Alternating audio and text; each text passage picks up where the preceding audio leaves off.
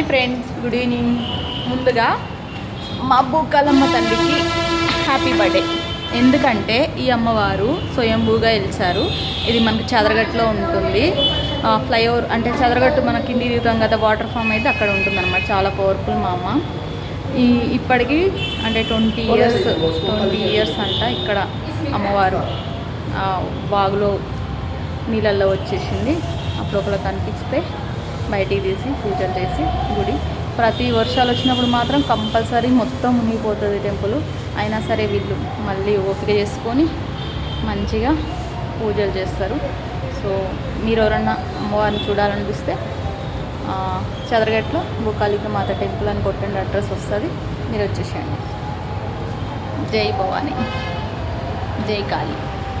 నా వీడియో నచ్చితే లైక్ చేయండి, షేర్ చేయండి, ప్లీజ్ సబ్స్క్రైబ్ చేసుకోండి. Thank you.